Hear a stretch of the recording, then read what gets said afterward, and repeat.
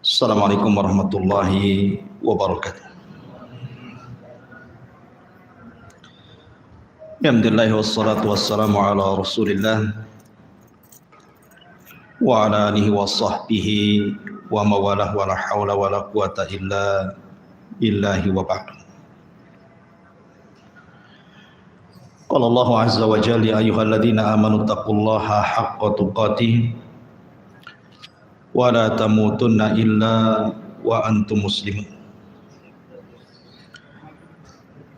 Fa inna asdaqal hadithi kitabullah wa khairal huda huda Muhammadin sallallahu alaihi wasallam wa syarral umuri muhdatsatuha wa kullu muhdatsatin bid'ah wa kullu bid'atin dhalalah wa kullu dhalalatin finnar. Ajaranillah wa iyyakum minal bid'ah wad dhalalati wan nar. Alhamdulillah, di malam hari ini kembali kita bisa duduk di Masjid Pontrenis ini dan kita masih melanjutkan kajian yang lalu tentang alam para malaikat. Kemarin kita sudah disinggung dalam muqaddimah bicara tentang alam malaikat. Malaikat adalah makhluk dari makhluk Allah Subhanahu wa taala. Sehebat apapun para malaikat, malaikat tidak punya rububiyah Allah, apalagi uluhiyah Allah Subhanahu wa taala. Mereka sama dengan kita. Padahal kalau kita melihat kekuatan para malaikat itu luar biasa. Jibril alaihi salatu wassalam ketika menghancurkan negeri Sodom itu, bukan satu kota yang dihancurkan, 7 kota. Yang cukup dengan satu sayapnya ditancapkan ke 7 kota itu, langsung diangkat ke langit. Kemudian sampai di langit, ditumpahkan lagi ke bumi. Itu satu malaikat. Belum lagi kalau kita menceritakan tentang malaikat yang memikul arsy Allah Subhanahu wa taala. Ketika Nabi SAW diizinkan untuk mensifatkan malaikat yang memikul arsy itu, kakinya berada di dasar bumi, kemudian badannya menjulang ke langit sampai 7 lapis langit, dan kemudian bahunya sampai memikul arsy Allah Subhanahu wa taala. Itu satu malaikat pemikul arsy sebesar itu. Tetapi walaupun demikian, kita katakan bahwa malaikat tetaplah malaikat. Dia adalah makhluk Allah Subhanahu wa taala. Tidak boleh orang menyembah para malaikat seperti yang dilakukan orang-orang musyrik jahiliyah. Mereka menganggap bahwa Tuhan-Tuhan yang mereka sembah seperti Lata, Uzza, Manat dan yang semacamnya, mereka mengatakan itu banatullah, anak-anak putrinya Allah. Maha suci Allah dari apa yang mereka katakan. Ma'asyiral muslimin yang dimuliakan Allah Subhanahu wa taala. Adapun jumlah para malaikat, maka sering saya katakan berdasarkan firman Allah Subhanahu wa taala, "Wa ma ya'lamu junuda rabbika illa hu, wa ma huwa illa dzikra lil bashar." Tidak ada yang tahu jumlah berapa para malaikat kecuali Allah Subhanahu wa taala. Ketika Nabi SAW menyebutkan malaikat yang menggeret jahanam saja, di mana Rasul mengatakan jahanam itu memiliki 70 tali kekang. Setiap satu kali tali kekang itu yang menggeret berapa malaikat? 70.000. 70.000 kali 70.000. Itu baru yang menggeret jahanam, khazanatun nar namanya. Malaikat-malaikat penjaga neraka. Sebanyak itu. Makanya Nabi SAW ketika mengatakan attatis sama, langit karena saking beratnya yang di atasnya itu sampai attatis sama, sampai mengeluarkan suara langit itu saking beratnya para malaikat yang ada di atasnya. Wa huqqala an ta'id, dan sudah berhak langit itu mengeluarkan suara seperti itu. Kenapa? Karena Nabi SAW mengatakan setiap 4 jari di langit itu ada malaikat yang berdiri sampai kiamat, ruku sampai kiamat, sujud sampai kiamat. Apabila ditiupkan sangkakala, baru mereka kemudian menengadahkan wajah-wajah mereka kepada Allah dan mengatakan, Ya Rabb, ma na'buduka haqqa ibadati, ma na'buduka haqqa ibadatika. Ya Rabb, kami minta maaf, kami belum mampu betul-betul menyembah. Padahal sudah sujud dari awal penciptaan sampai kiamat. Ngomong gitu dia. Kami belum mampu betul-betul menyembah diri, apalagi kita. Harusnya kata-kata itu kita yang ngomong. Belum lagi Nabi SAW pernah melihat Baitul Ma'mur. Satu hari di Baitul Ma'mur, malaikat yang masuk tawaf itu sebanyak 70.000. Kemudian tawaf beribadah, keluar tanpa kembali. Besoknya malaikat datang dengan jumlah yang sama, tapi malaikat yang lainnya. Dan seperti itu setiap hari pergantian malaikat sebanyak 70.000 para malaikat yang tawaf di Baitul Ma'mur. Dan malaikat tidak ada yang berdosa. Kalau antum lihat ke langit, dari langit pertama, kedua, ketiga, keempat, kelima, keenam, ketujuh sampai ke Arasy, itu dipenuhi dengan para malaikat. Dan tidak ada maksiat di langit itu. Maksiat di langit itu cuma 1 kali, ketika iblis tak mau sujud kepada Adam, itu saja. Selepas itu tidak ada maksiat di langit. Karena para malaikat itu wa yaf'aluna ma yu'marun, mereka melakukan apapun yang diperintahkan Allah Subhanahu wa taala. Dan mereka adalah para tentara Allah. Dari sini menunjukkan keagungan Allah. Sementara jumlah malaikat itu tidak seberapa dibandingkan jumlah para malaikat. Makanya ada istilah, sekalipun manusia dan jin ini kufur kepada Allah Subhanahu wa taala, tidak akan mengurangi kekuasaannya. Sekalipun jin dan manusia beriman, tidak pun menambah kekuasaan Allah. Karena Allah penuh dengan tentaranya para malaikat yang tidak pernah bermaksiat kepadanya.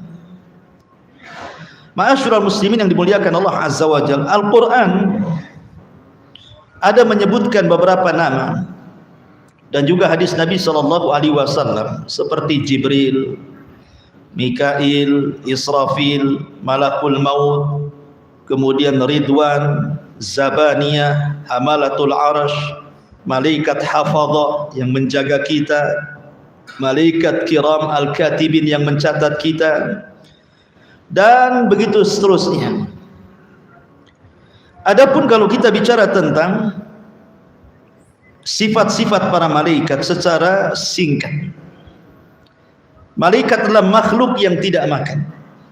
Mereka tidak minum, tidak kencing, tidak buang hajat, dan mereka tidak mengeluarkan kotoran dari badannya. Jumlah mereka tadi saya katakan tidak terbilang, yang tahu hanya Allah Subhanahu wa taala, dan mereka bisa tasyakkul, beralih rupa. Di antara mereka ada yang ditugaskan oleh Allah untuk memikul arsy.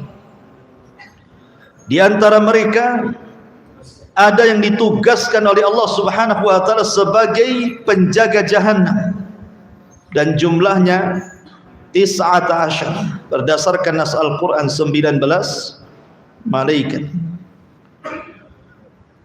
Dan mereka memiliki kekuatan yang luar biasa, walaupun 19 tapi kekuatannya melebihi malaikat-malaikat yang banyak. Di antara mereka adalah para penjaga surga. Di antara mereka sahibul wahyi yang khusus menurunkan wahyu seperti Jibril. Kemudian di sana ada Raqib dan Atid yang mencatat kiri kanan kita. Kemudian di sana ada malaikat hafadzah. Hafadzah ini malaikat yang menjaga kita. Apakah kita mukmin atau kafir tetap dijaga oleh Allah Subhanahu wa taala dengan dikirimnya para malaikat, dan ini bentuk rahmat Allah itu luas. Yang sering saya contohkan, kalau antum tidur di teras, tidak ada satu semut pun yang masuk ke telinga antum, padahal antum sudah nyemprot semut dengan baygon. Harusnya teman-temannya dendam kan gitu. Kalau mereka mau, dia bawa gengnya tuh orang itu yang sudah nyemprot saya, termasuk aja ke telinga rame-rame. Tak ada juga. Ya. Kenapa? Karena Allah menjaga kita dengan hafadzah, dengan para malaikat yang menjaga. Di antara mereka ada malakul maut, dan malakul maut bukan satu orang tapi rombongan, karena orang yang mati itu bukan satu orang satu hari. Di antara mereka ada yang meniupkan roh, karena setiap hari janin itu setiap 4 bulan ditiupkan roh. Di antara mereka ada yang khusus mencatat kebaikan di siang dan malam, berjumpanya hanya di waktu subuh dan waktu asar saja. Di antara mereka ada yang memang dihususkan untuk mewakilkan tumbuh-tumbuhan ditumbuhkan di bumi seperti Mikail, membagi-bagikan rizki kepada manusia di bumi. Kemudian di sana ada Israfil yang meniup sangkakala. Di sana ada malaikat yang Allah wakilkan untuk melakukan fitnah kubur, pertanyaan man rabbuka wa man nabiyuka wa madinuka, atau diistilahkan dengan Munkar dan Nakir. Dan banyak sekali para malaikat yang ditugaskan Allah Subhanahu wa taala. Ma'asyiral muslimin yang dimuliakan Allah Subhanahu wa taala. Baik. Tetapi malam ini kita akan menyebutkan beberapa kaitan malaikat dengan kita. Kapan malaikat itu mendoakan kita? Kapan malaikat membenci kita? Kapan malaikat melaknat kita? Majlis-majlis seperti apa yang malaikat datang di situ? Inilah yang kita akan bahas di malam ini. Ma'asyiral muslimin yang dimuliakan Allah Subhanahu wa taala. Malaikat ini adalah makhluk yang Allah Subhanahu wa taala fitrahkan kepada mereka cinta dengan kita kaum muslimin. Makanya Allah Subhanahu wa taala kalau cinta dengan kita itu yang pertama dipanggil siapa? Jibril. Kemudian Allah Subhanahu wa taala katakan kepada Jibril, "Ya Jibril, inni uhibbu fulanan fa ahibbahu." Jibril, aku suka dengan si fulan, kata Allah. Maka engkau harus suka juga dengan si fulan. Maka Jibril memanggil seluruh malaikat yang ada di bumi, yang ada di langit, dan yang sedang bertugas dimanapun, dan mengatakan, "Ya malaikat Allah, innallaha ahabba fulanan fa'ahibbuhu." Wahai malaikat-malaikat Allah, dimanapun kalian berada, Allah sudah suka dengan si fulan, maka kalian semua harus suka dengan si fulan.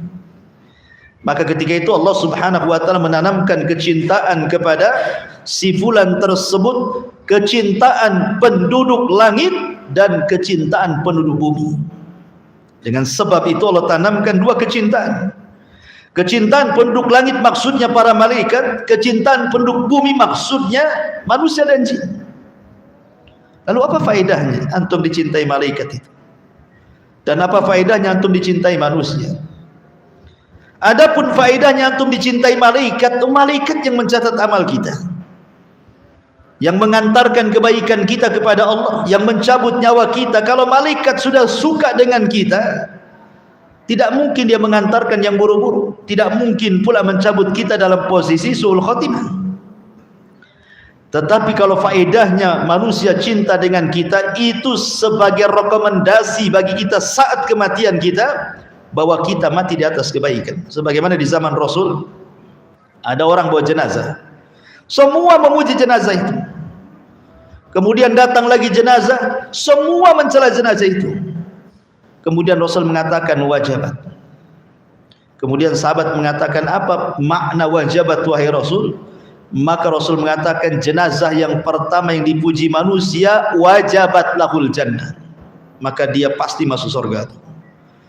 Tapi jenazah yang kedua yang dicaci maki, dicela manusia, wajabat lahun nar, maka dia wajib masuk neraka, kata. Jadi tazkiyah manusia terkadang penting.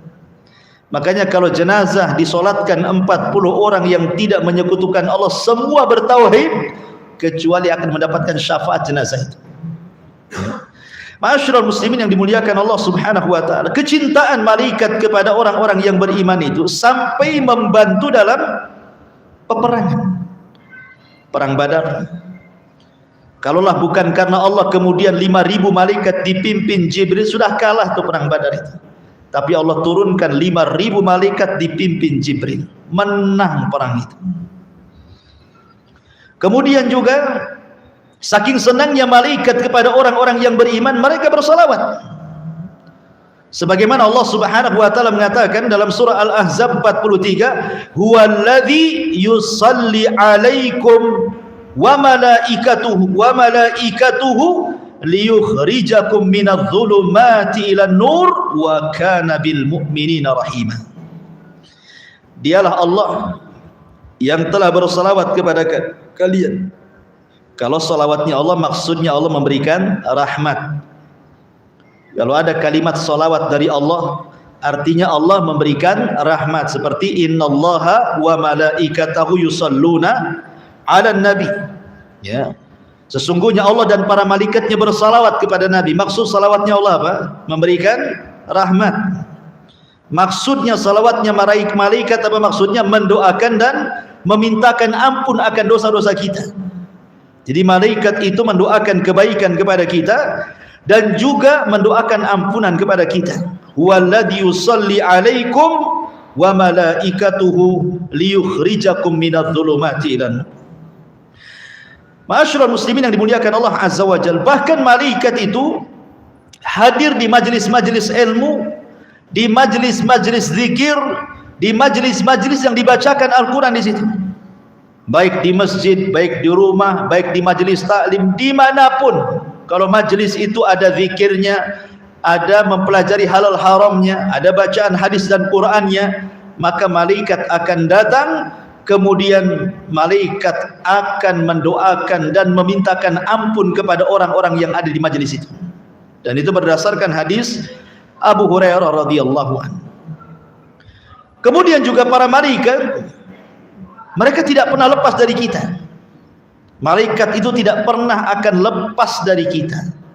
Di sana ada malaikat raqib dan atid. Sejak kita lahir sudah diwakilkan oleh Allah untuk mencatat kebaikan dia dan menjadi korin dia yang baik. Belum lagi kesehari-hariannya. Tadi saya katakan ada malaikat itu yang setiap pagi dia memperhatikan kita dan mencatat amalan kita sampai waktu asar.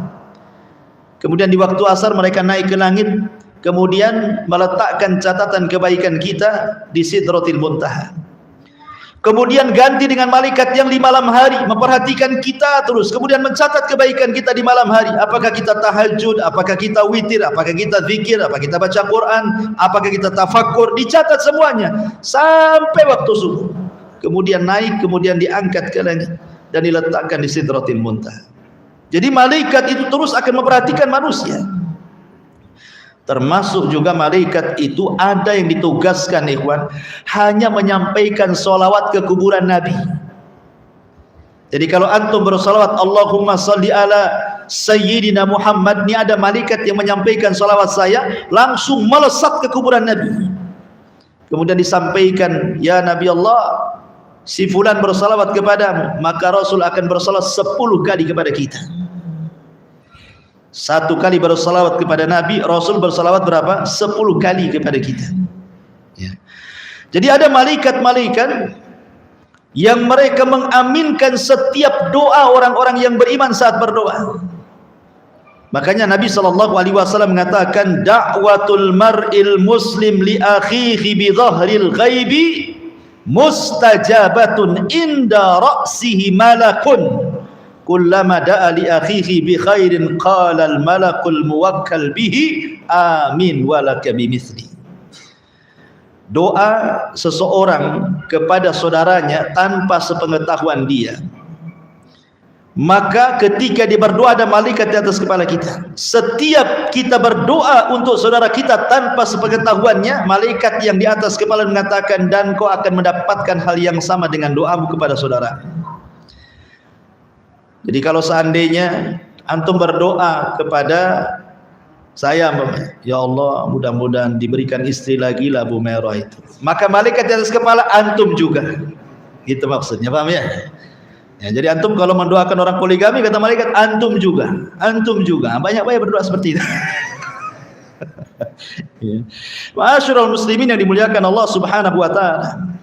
Kemudian juga para malaikat itu memberikan tabsyir, kabar gembira, dan juga takhwif, penakut-nakuti saat manusia sedang sakaratul maut itu. Kalau dia ruhnya seorang mukmin, dikasih kabar gembira, alla takhafu wa la tahzanu wa abshiru bil jannati allati kuntum tu'adun. Jangan takut, jangan sedih, surga sudah menantimu. Tapi kalau dia ruhnya yang jahat, malaikat menakut-nakuti, ukhruji ya ayyuhan nafsul khabitha ila sakhati minallahi wa ghadabi. Keluar wahai ruh yang jelek kepada kemurkaan dan kemarahan Allah Subhanahu wa taala. Ma'asyiral muslimin yang dimuliakan Allah Azza wa Jalla. Lalu siapa orang-orang yang akan dilaknat para malaikat? Jadi malaikat itu ada yang ditugaskan Allah khusus untuk melaknat saja tugasnya. Ketemu orang dilaknatnya orang itu, ketemu orang dikutuknya orang itu. Jadi ada malaikat-malaikat tugasnya itu hanya mengutuk orang saja. Apa semua orang dikutuk? Ya tidak. Siapa orang-orang yang akan dikutuk, dilaknat para malaikat itu? Pertama, orang yang menyembunyikan ilmu, tahu kebenaran tapi disembunyikannya, tidak mau disampaikan. Dan itu berdasarkan surah Al-Baqarah 159. Innal ladzina yaktumuna ma anzalna minal bayyinati wal huda min ba'di ma bayyanahu lin-nasi fil kitab ulaika yal'anuhumullahu wa yal'anuhumul la'inun. Orang-orang yang menyembunyikan apa yang kami turunkan dari keterangan-keterangan dan petunjuk setelah kami sampaikan dan jelaskan kepada manusia dari kitab tersebut, maka mereka orang-orang yang dilaknat Allah, dan mereka dilaknat orang-orang yang melaknat mereka, termasuk malaikat di dalamnya. Yang kedua, orang-orang yang melakukan bid'ah dalam agama. Nabi SAW bersabda, man ahdatha hadathan fa alaihi laknatullah wal malaika wan nasi ajmain, rawahul Bukhari. Orang yang mengada-adakan sebuah perkara dalam agama yang tidak ada contohnya, alias bid'ah, maka Allah akan melaknat dia, malaikat akan melaknat dia, dan manusia semuanya akan melaknat dia. Kemudian yang nomor tiga, mati di atas kekufuran. Mungkin dia muslim dulunya kemudian murtad, naudzubillah. Maka orang-orang yang mati di atas kekufuran, maka Allah Subhanahu wa taala katakan dalam surah Al-Baqarah 161, innal ladzina kafaru wa matu wa hum kuffar ulaika alaihim la'natullah wal malaikati wan nasi ajmain. Orang-orang yang kafir kemudian mati di atas kekafiran, maka mereka dilaknat Allah dan para malaikatnya dan seluruh manusianya. Hati-hati orang murtad, kalau mati di atas kemurtadannya maka dilaknat para malaikat. Kemudian yang keempat, orang yang mencela para sahabat, seperti orang-orang Syiah mencela banyak para sahabat, bahkan mengkafirkannya, layak mereka dapat laknat malaikat. Orang-orang Nawasib, orang-orang Khawarij yang mencela para sahabat Nabi SAW, layak mereka mendapatkan laknat para malaikat, berdasarkan sabda Rasul yang dikeluarkan oleh Imam At-Tabrani dalam Mu'jamnya, man sabba ashabi fa alaihi la'natullah wa malaikatuhu wan nas ajmain. Siapa yang mencela sahabatku, maka dia berhak mendapatkan laknat Allah, para malaikatnya dan seluruh manusia. Kemudian juga orang yang menakut-nakuti saudaranya seorang muslim dengan senjata. Kalau sekarang tidak dengan senjata, dengan handphone. Awas kau ya, ketemu di mana kita, awas ya kan, gitu ya. Dan ada orang nakut-nakuti dengan handphone, diteror. Ya. Maka Nabi sallallahu alaihi wasallam mengatakan, man asyara ila akhihi bihadidatin fa innal malaikata tal'anuhu hatta yada'ahu wa in kana akhahu li abihi wa ummi. Siapa yang mengisyaratkan kepada saudaranya sebuah senjata untuk menakut-nakutinya, tidak ditusuk, hanya nakut-nakuti saja, maka malaikat akan melaknatnya sampai dia letakkan tuh senjatanya. Kalau pakai handphone sampai diletakkan handphonenya gitu. Ya. Kemudian yang nomor 6, manintasabah an yantasiba syakhsu ila ghairi abi. Menasabkan yang bukan nasabnya, bukan turunan Nabi, ngaku-ngaku pula Habib umpamanya. Bukan turunan orang kaya, padahal kaya ngaku-ngaku pula itu loh bapakku menteri dari Hong Kong. Ya. Dia ngaku-ngaku tuh. Kan banyak orang-orang ngaku-ngaku tuh biasanya zaman dulu ya. Ya kan ada tuh di sandiwara-sandiwara itu, datang dari kampung gitu ya. Kemudian lama di kota, rupanya tidak berhasil. Kemudian nulis status cari rumah yang bagus, selfie pula dengan rumah yang bagus tuh. Ini rumah saya katanya. Ini mobil saya. Itu tuh bapak saya yang ganteng tuh katanya lagi lewat. La haula wala quwata illa billah. Maka Rasul mengatakan, manidda'a ila ghairi abi, siapa yang menasabkan yang bukan nasabnya, fa alaihi laknatullah wa malaikatuhu wal malaikati wan nasi ajmain. Maka dia mendapatkan laknat Allah, para malaikat dan seluruh manusia. Yang nomor 7, al-ghadar. Orang yang berkhianat, diberikan amanah dia khianat.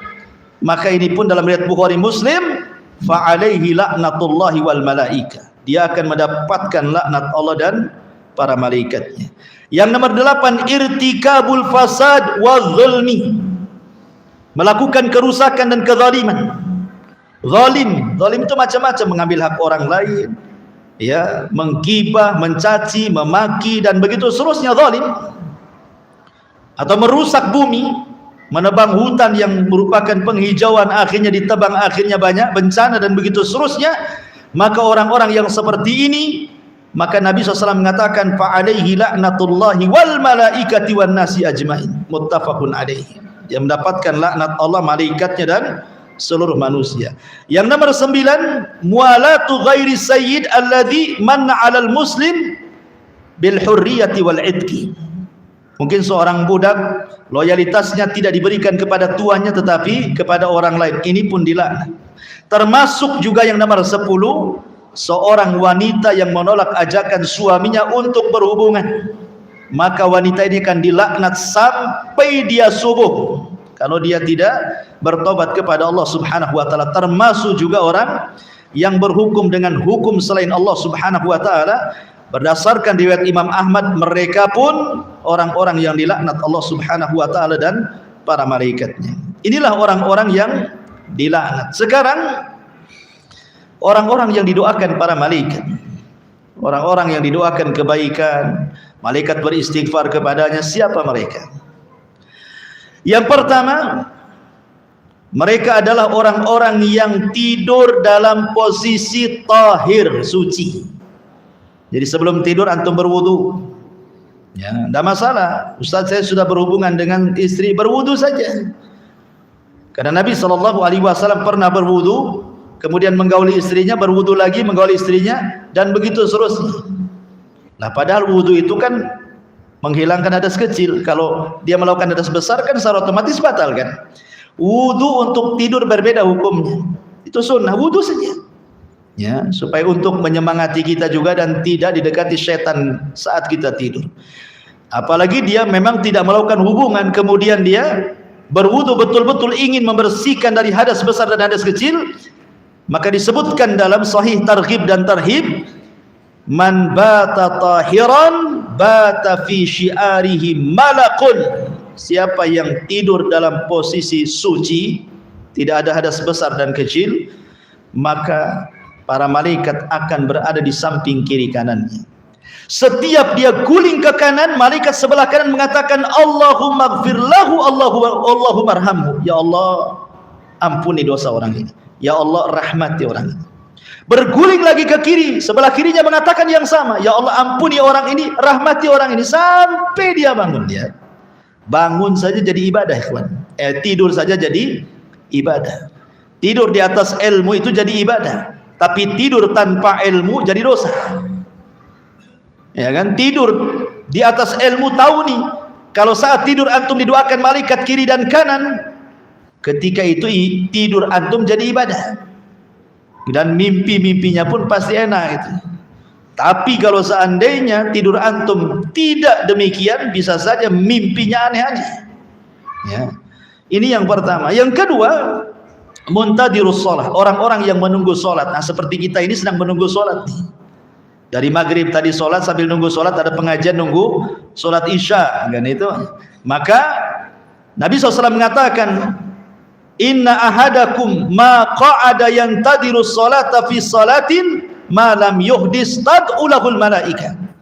Sesungguhnya salah seorang di antara kalian tidaklah duduk menunggu salat setelah salat dan dia tidak berhadas sampai salat kembali, maka para malaikat akan mendoakan dia, Allahumma ighfir lahu, Allahumma arhamhu, ya Allah ampuni dosa orang ini, ya Allah rahmati orang ini.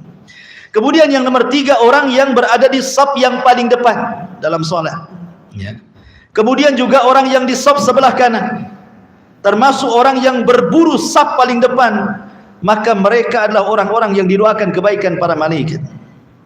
Kemudian juga orang-orang yang mendapatkan aminnya para malaikat. Makanya setiap imam saat membaca ghairil maghdubi alaihim waladhdallin, maka aminnya bareng-bareng. Jangan nunggu imam amin baru makmum amin, tapi bareng-bareng. Ketika ghairil maghdubi alaihim waladhdallin, maka imam mengatakan amin, semua makmum ikut amin. Kata Nabi SAW, barang siapa yang takmin dia, amin dia cocok dengan aminnya malaikat dalam satu waktu, Allah ampuni dosa-dosanya. Malaikat akan mendoakan ampunan kepadanya. Termasuk juga orang yang banyak bersalawat kepada Nabi SAW. Termasuk tadi saya katakan doa kepada orang yang antum tidak tahu bahwa antum sedang doakan dia. Termasuk juga orang yang infak di jalan Allah. Setiap pagi malaikat turun kemudian mengatakan, Allahumma ati munfiqan khalafa wa yaqulul akhar Allahumma ati mumsikan talafa. Ya Allah, kasih tambah rizki tuh si anu tuh yang sudah berinfak. Ya Allah, tahan rizki si anu tuh bakhil tuh. Malaikat akan ngomong begitu setiap pagi. Coba bayangkan, setiap pagi. Makanya saya lihat kemarin ada celengan di sini. Bagus tuh. Bawa ke rumah satu-satu tuh. Setiap pagi antum masukkan 1.000 uang koin, jangan dibagi 2. Ya, kalau bagi 2 nggak laku tuh. 1.000 malaikat tiap hari antum didoakan malaikat, padahal 1.000 perak tuh. Ya kan? Tok. Ya pertanyaannya kapan jadi masjidnya itu? Kalau 1.000 nggak apa-apa lah, yang penting antum didoakan para malaikat ya. Kemudian juga diantaranya adalah man ada maridhan, orang yang mengunjungi orang sakit. Subhanallah, orang yang mengunjungi orang sakit ini luar biasa. Kata Nabi SAW, man ada maridhan, barang siapa yang dia mengunjungi orang sakit, syayya'ahu sab'una alfa malakin, di belakang antum itu diikuti 70.000 malaikat. Ya, Ustadz susah cari orang sakit. Kata siapa? Di rumah sakit banyak orang sakit. Tiap hari aja antum ke rumah sakit bawa apa gitu. Nggak kenal Ustadz, sudahlah kasih aja kan itu. Yang penting 70.000 mendoakan antum dari belakang. Ya. Jadi kalau ada orang sakit ikhwan kita itu senang harusnya. Ayo kita kapan ke sana? Supaya diikuti 70.000 malaikat, semuanya memintakan ampun kepada antum. Betapa luar biasa ikhwan. Ya. Semuanya memintakan ampun, yang 7.000 malaikat itu, ya Allah ampuni orang ini, ya Allah ampuni orang ini. Sampai dia kembali setelah mengunjungi orang sakit. Plus setiap hari, luar biasa. Ya. Plus setiap hari bengkrap loh Ustaz, harus bawa jeruk, bawa ini, bawa itu kan itu. Jangan pikir itu, Allah ganti nanti. Kenapa? Karena kalau orang banyak mengunjungi orang sakit, al jaza min jinsil amal. Kalau antum sakit nanti banyak yang mengunjungi antum. Memang begitu balasannya. Karena orang sakit itu bukan sakit karena penyakitnya, sakit karena nggak dikunjungi biasanya. Ya. Taib. Kemudian juga inda tasahur, ketika seseorang sahur. Ya, orang sahur itu pembeda antara puasa kita dengan puasa ahli kita. Makanya Allah dan para malaikatnya dan seluruh penduduk langit dan bumi, sampai kepada semut yang ada di lubang, sampai kepada ikan yang ada di lautan, itu semua mereka mendoakan orang-orang yang sahur, orang-orang yang mengajarkan kebaikan, orang-orang yang belajar talabul ilmi, semua dapat.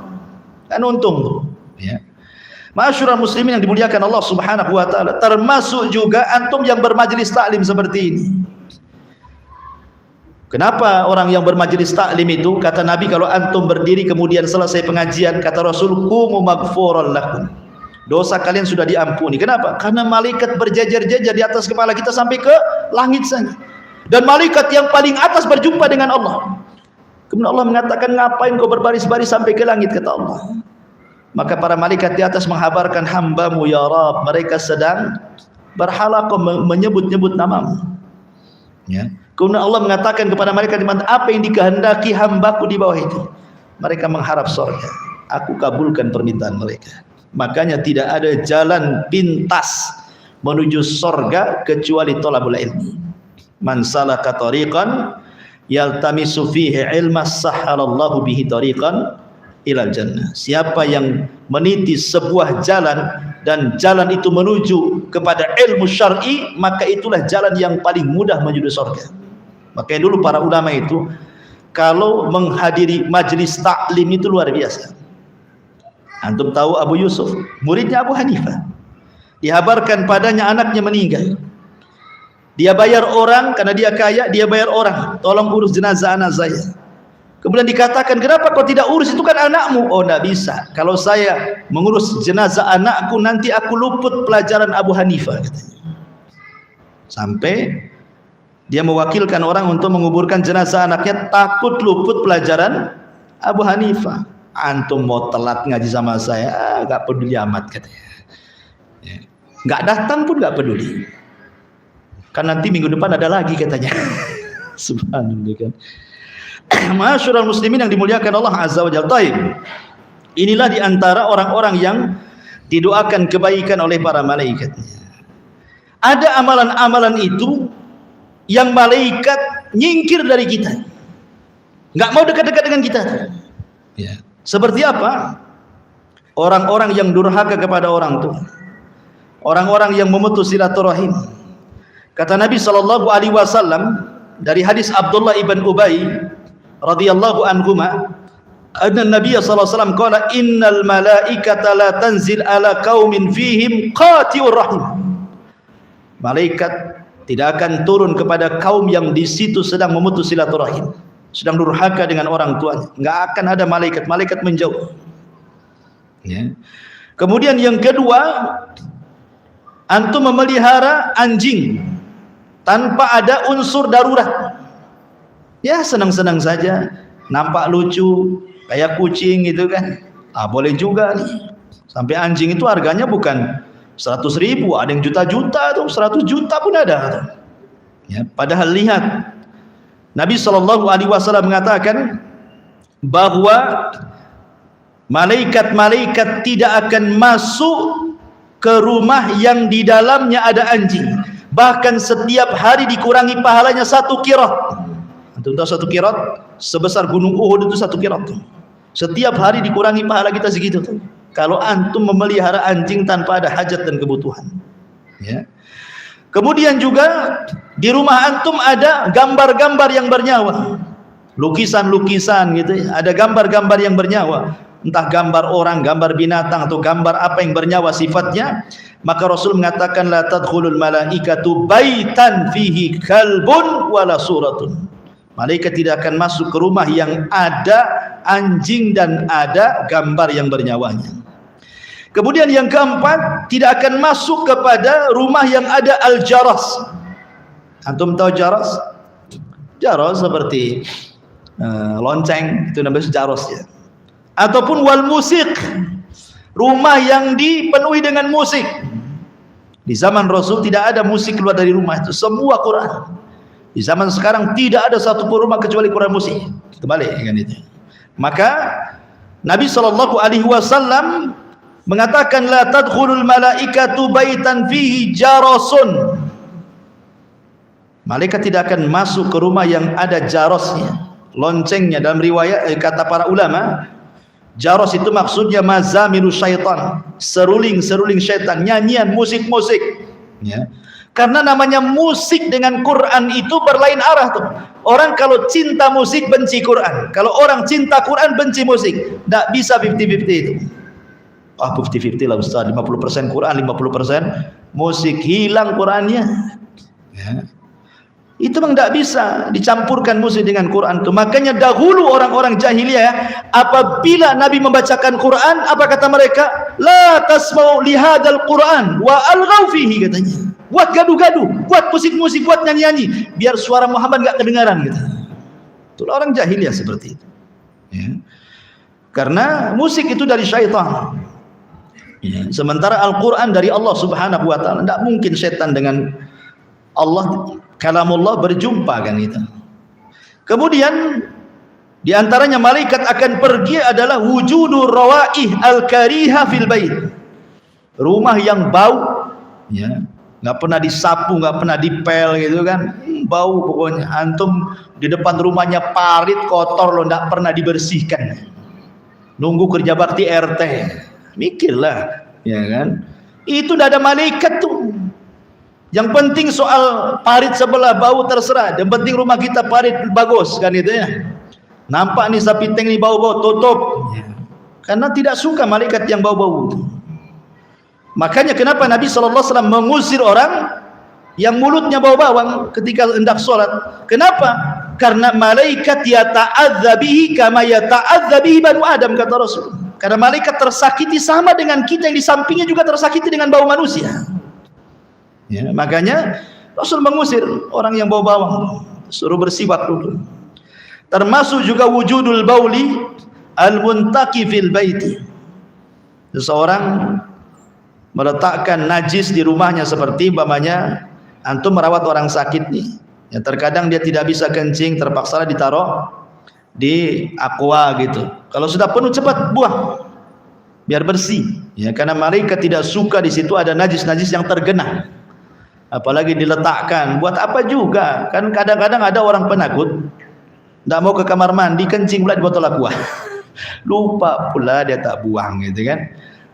Dari sekarang antum lihat tuh, ada nggak tuh botol aqua yang ada kencing? Ya, periksa tuh. Ya, jadi karena malaikat tidak suka tuh ada najis-najis, ada kotoran-kotoran. Karena Islam itu mengajarkan kebersihan, ikhwan. Malaikat suka yang bersih-bersih, sebagaimana setan suka yang kotor-kotor. Tempatnya di tong-tong sampah, di tempat-tempat bau, maka malaikat sebaliknya dibandingkan daripada syaitan. Makanya Nabi SAW mengajarkan sampai badan Rasul itu seolah-olah berapa kilo itu sudah kecium tuh. Rasul mau datang nih. Kenapa? Harumnya sudah nampak. Kalau antum baunya lu, ini mau datang nih, siapa si Anu? Baunya sudah masuk di hidung, ini kan masalah ikhwan ya. Jadi di sini malaikat tidak suka dengan, dia akan pergi malaikat-malaikat dari bau-bau, dari sampah-sampah, dari kotoran. Maka ini tugasnya ibu-ibu, jangan malas kebersihan. Dan tugas bapak-bapak juga jangan ngotori rumah. Karena biasanya kalau istri pulang kampung seminggu, pulang itu kayak kapal pecah rumah itu. Entah diapain sama antum tuh, sampah di mana-mana kan itu ya. Ma'asyiral muslimin, ini diantara amalan-amalan yang malaikat tidak suka di situnya. Kemudian ma'asyiral muslimin yang dimuliakan Allah Subhanahu wa taala. Kemudian juga malaikat itu suka dengan orang-orang yang mereka berkunjung kepada saudaranya. Jadi saudaranya nun jauh di sana, umpamanya di Tanjung Pinang atau punya saudara, atau di Tanjung Uban, atau di Medan, atau di mana, atau di Jawa lah. Antum punya kawan, bukan saudara, kawan saja. Kawan di Batam dulu, kawan ngaji gitu. Sekarang pindah tugas di Tanjung Pinang atau di mana. Memang antum ingin ke sana. Bukan ingin jalan-jalan ke Tanjung Pinang sambil mampir biar tak bayar hotel, bukan itu. Ya, maksudnya di sini adalah memang betul-betul datang ke sana untuk ziarah silaturahim, lebihnya jalan-jalan gitu maksudnya. Jadi niatnya bukan karena itu, bukan karena nagih hutang, tidak, ya, bukan karena pinjam uang, tidak juga. Memang pengen ketemu, rindu, seakidah, seiman, seislam. Di zaman Nabi SAW, Rasul menceritakan ada orang yang ingin berkunjung kepada saudaranya, diutus malaikat untuk mengikuti di belakangnya. Kemudian malaikat menjelma manusia menghadang orang ini. Kau mau kemana? Ya, saya mau berkunjung kepada saudara saya yang nun jauh di sana. Kemudian dia mengatakan, ada enggak tujuan dunia, mau pinjam uang, bayar uang, mau bisnis? Enggak. Saya murni ingin menziarah dia lillah, karena Allah. Saya cinta dia karena Allah Subhanahu wa taala. Maka malaikat ini mengaku, inni Rasulullah, sebenarnya saya malaikat menjelma manusia. Bi annallaha qad ahabbaka kama ahbabtahu fi.